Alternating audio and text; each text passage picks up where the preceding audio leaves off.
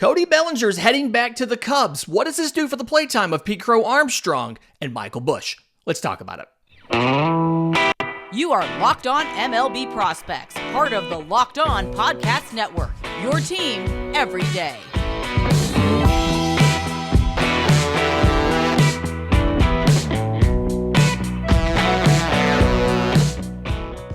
Yes, welcome on in to Locked On MLB Prospects, your home for all things minor league baseball. I'm your host, Lindsay Crosby, award-winning baseball writer and podcaster, and thank you for making this your first listen every single day. We're proudly part of the Locked On Podcast Network, where it's your team every day, and today's episode is brought to you by our friends at FanDuel. Make every moment more. New customers join today, and you'll get $150 in bonus bets if your first bet of $5 or more wins. Visit FanDuel.com/LockedOn to get started.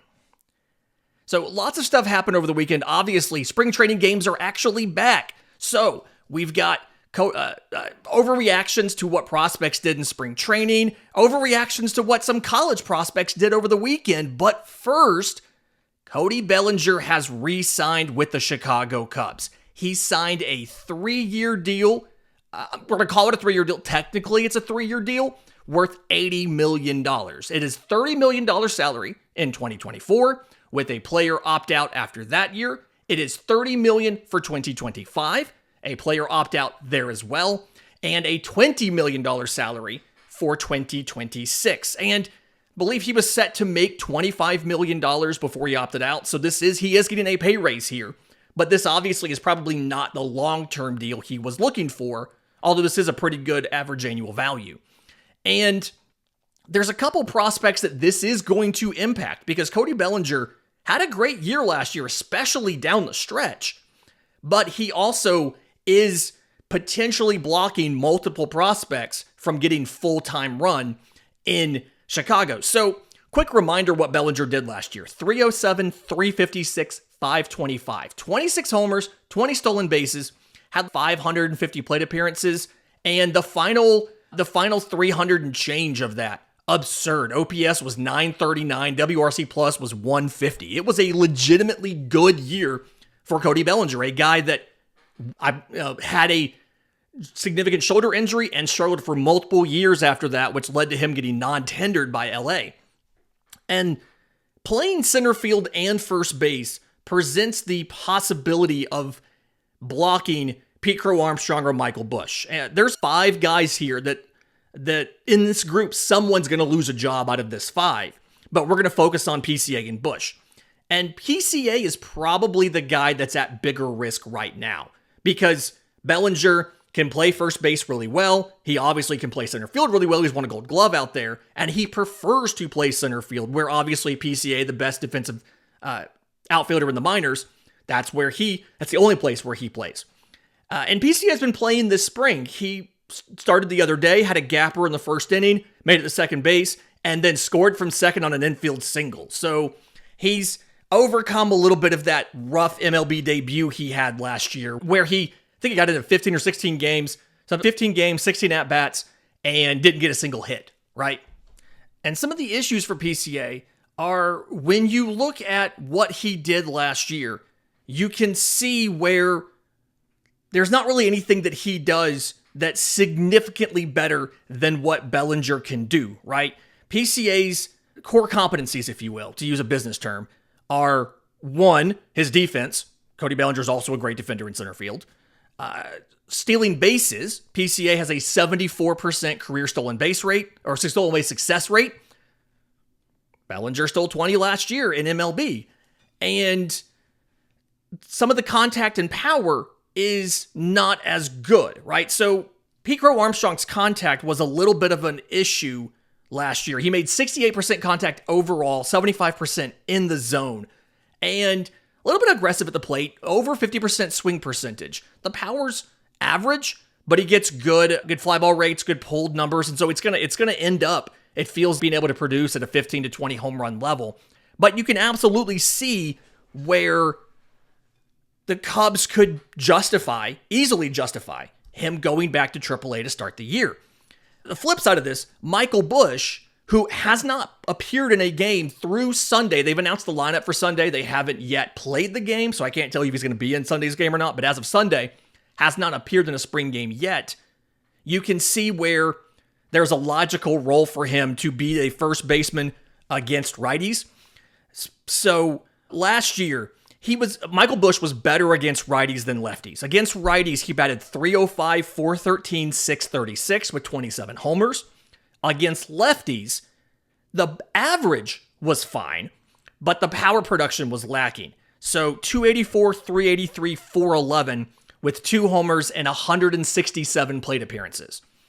By contrast, he had 300 and change plate appearances against righties and hit 27 bombs.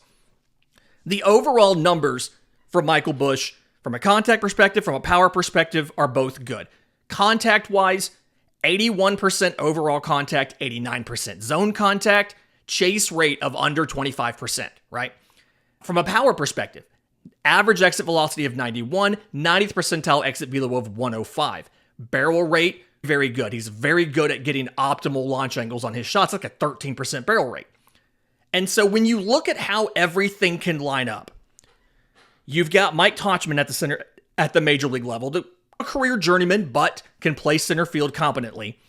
Obviously, you have Cody Bellinger now, and you can see how there are ways to figure this out without necessarily needing to be without PCA being in the mix, right? So center field against right-handed pitching can be Cody Bellinger, with Mike Tauchman rotating in against lefties, because at first base, Michael Busch is your starter against righties, and you could platoon and put Bellinger there against lefties if you wanted. Christopher Merrill, who had been DHing a lot, has reportedly been told to focus this spring on third base. And so the combination of Christopher Merrill and Nick Madrigal can figure out your third base role. DH can be Christopher Merrill when he's not at third. Alexander Canario can be there. Somebody in the group, I haven't mentioned Patrick Wisdom yet. Somebody in the group of Michael Busch, Patrick Wisdom, PCA, Nick Madrigal, and Mike Tauchman. Somebody is going to lose a job because Cody Bellinger came back. And to me, it feels like the logical person who's going to lose a job is going to be PCA, at least initially, because there's nothing that he does that Cody Bellinger can't do at a similar level. We also haven't even mentioned Matt Mervis, who could potentially feature in there as a DH and first base depth option if they need another guy, right? And so it's really easy to see from this how PCA could very well end up starting the year in the minors. Now, if PCA has an amazing spring, then you have decisions to make, right? How do you adjust everything to get both PCA and Bellinger on the same roster? Do you end up playing Michael Busch some at third base, which, again, the arm isn't great, but this is a team that feels like they don't care as much about a dude not having a great arm for third base, right? So it's going to be interesting to watch to see how this unfolds. But the Cody Bellinger signing could temporarily, because I don't expect Bellinger to be here long. If he has another year like he had, it feels like he's going to opt out of that deal and try for a long-term deal again. So PCA is still the future in Chicago, but he may not be the present in Chicago.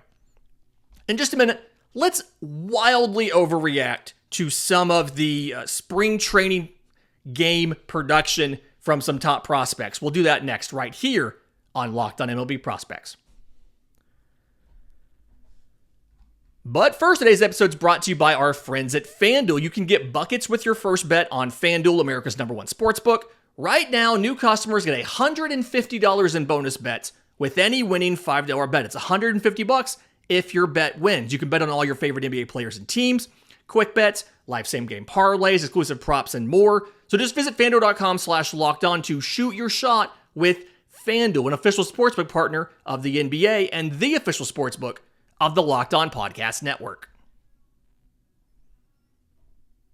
Welcome back to Locked On MLB Prospects here on Monday, answering your questions. And we were asked about what prospects we're looking at from the weekend in spring training to wildly overreact on. Spencer Jones of the New York Yankees, a guy that I told you about I've been high on for a while. I have shares of him in fantasy and had 3 hard hit balls over the weekend with some great results.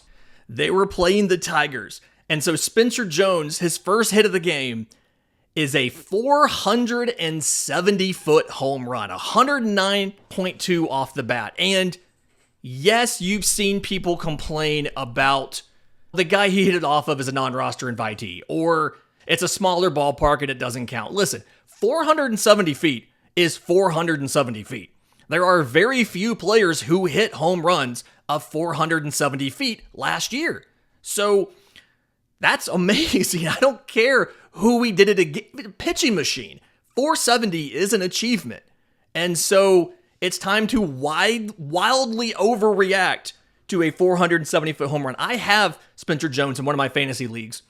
And not even kidding, within 20 minutes of that video being posted, somebody in the league reached out and said, hey, sell me Spencer Jones. Trade me Spencer Jones right now. He went on. He had two more hard hit balls. He had I think it was like the 7th and 8th inning or 8th and 9th inning. He had a 111.4 mile an hour single, 3 degrees off the bat. So just a line drive, ground ball, whatever. And then a 101.7 mile an hour single at -1 degree. And so Spencer Jones can absolutely mash. But when you see him, he also looks like he's put on some good lower body weight. And so I've got lots of questions, right? I've got questions about what does his speed do? How much of his speed was because of his long strides and how much of that was pure explosiveness? Does the additional size, mass, whatever you want to call it, in the lower body, how much more does that help him than it could potentially hurt him? Let's see what happens there. And then what's the timeline now? This is a team that's looking at and is discussing bringing in Aaron Judge to play center field this year because Jason Dominguez is out with his Tommy John. And so how sustainable is it to have your 6'7" outfielder? It's not the fact he's 6'7". It's the fact that Aaron Judge is like 265 or 270 pounds. He's a great athlete, but we see so many teams trying to lower the load for their lower 30s outfielders. We saw Mookie Betts moving from right field to second base. Bryce Harper is now a full-time first baseman. And the idea here is to get guys out of center field to ease the wear and tear on their legs, the amount of energy they're having to use. And this is the opposite. This is Judge going into center. So I'm curious to see what the timeline is for Spencer Jones. If he starts raking all spring and raking when he gets into spring training, how long until they discuss bringing him up to the major league level? I'm just curious here. James Wood for the Nationals also hit a homer. Love that. I was talking to our host of Locked On Nationals, Ryan Clary, over the weekend, and we had a conversation about at what point do they start bringing up some of these outfield prospects. Your Dylan Cruz, your James Wood. Be really curious to see when that is. I don't entirely know, but I am very intrigued about this. Kyle Manzardo. We've talked about this before, but report now that Kyle Manzardo is likely, that was the verbiage used was likely to start the season in AAA. It's something you've got Josh Naylor at the major league level. They went out and got Devison Dos Santos in the Rule 5 draft, and this is a scenario where it is incredibly hard for you to move anybody else to the minor league level but Kyle Manzardo, right? Dos Santos has to be on the major league roster. The power is plus. The hit tool is not great at all, but and so because of that, hitters rarely stick in the Rule 5 because it's so hard to hide them, right? Akil Baddoo did it for the Tigers, yes. And I think the only other ones recently were like Ryan Noda with the A's in 22 and Blake Sable with the Giants in 22. But Sable was a decent team. He batted like 235. Noda, that was not a good team at all. And Noda still played well. He played well enough to stay on the roster no matter what.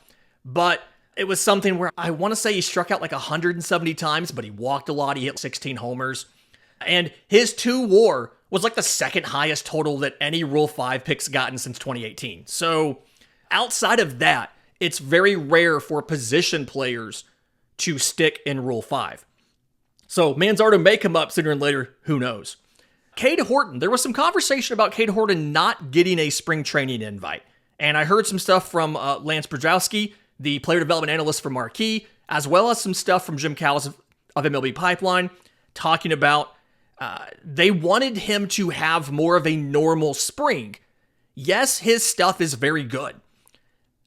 The issue is he has a grand total of 27 career innings in the upper minors. He only has 88 and a third innings as a professional pitcher, period. And he only had 54 in college.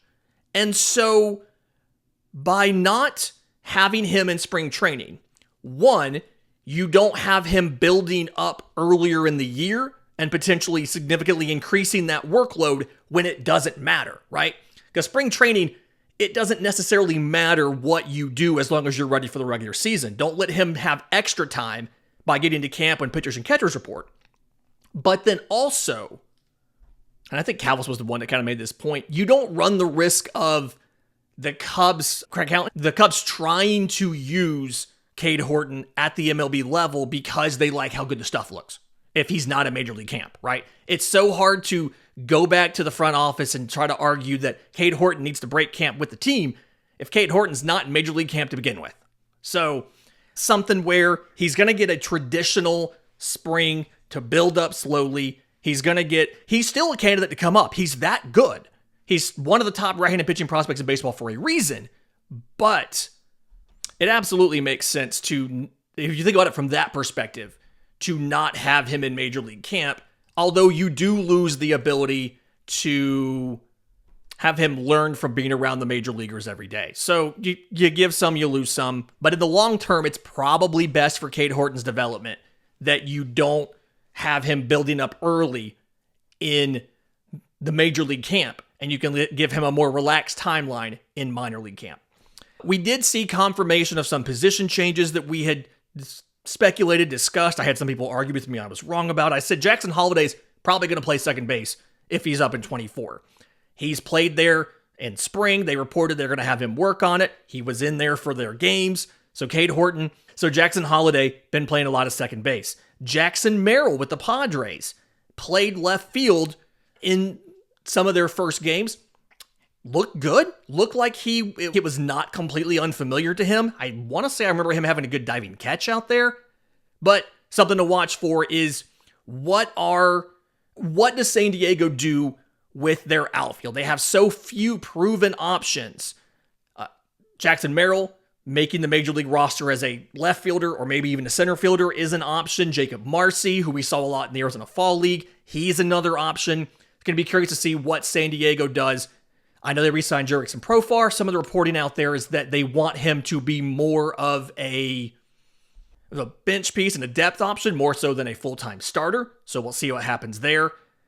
And just going to be tons of other things to watch for this spring. Again, we noticed Michael Busch hasn't appeared in a game yet. There was a question about, is he nicked up? Is it something going on? Have they just not found the right time to use him? Were they waiting to do some other stuff before they got him into games? Let's see what happens.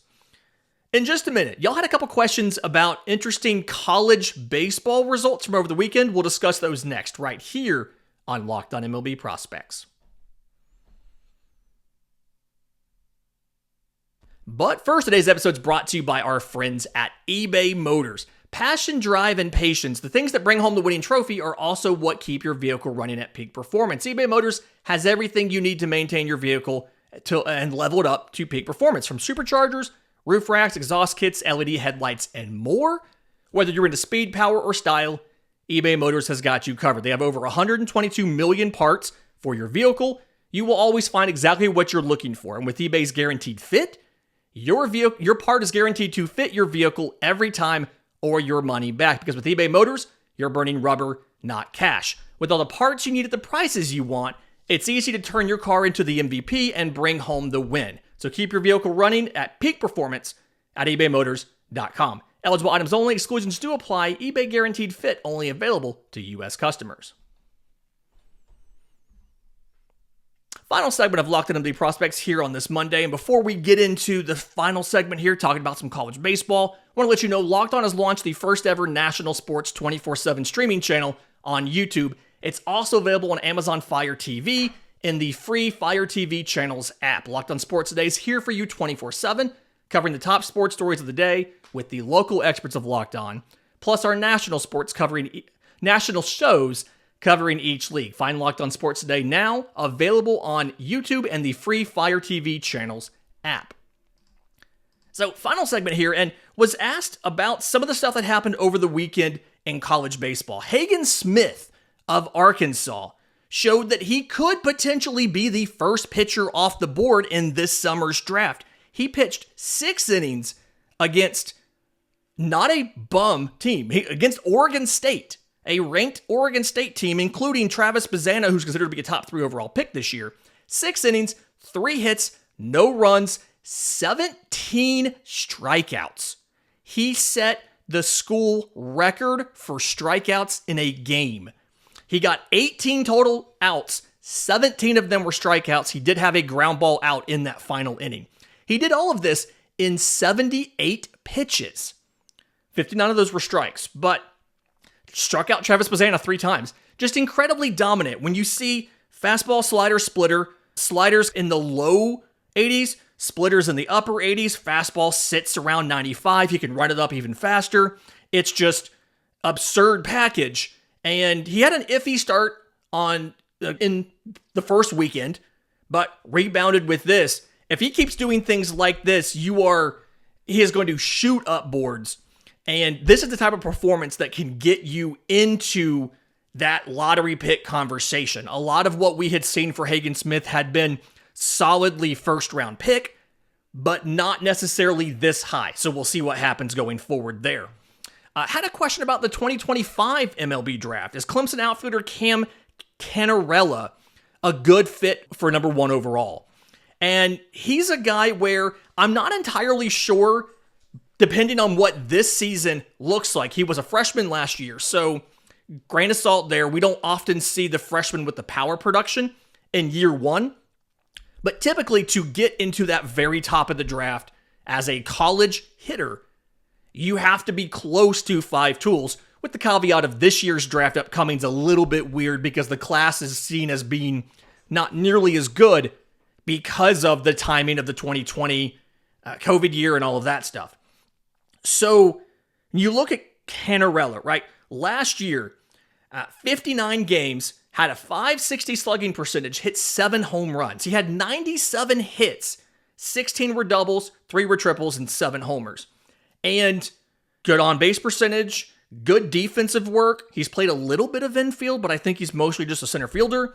The hit tool is good. The question is going to be, what is the power ceiling going to be? Again, a lot of these freshmen don't really start to flash that power until late in the year, their freshman year, into their sophomore year. I believe he's already got 2 homers this year in the first 2 weekends of action, so that's a good sign. But question here as far as what to expect going forward from Cam Cannarella. As of right now, I don't think, and most boards I've seen, granted a lot of them haven't updated since the season started, but a lot of boards have him in that first round from the college group, top 15 or so, but don't quite have him in the lottery conversation or at 1-1 yet, because I think, again, a lot of that just depends on where does the power production come up, because the speed's good, on base, hit tool, defense, it's just all about what can you do from a power perspective to show that you are a 5-tool player, right?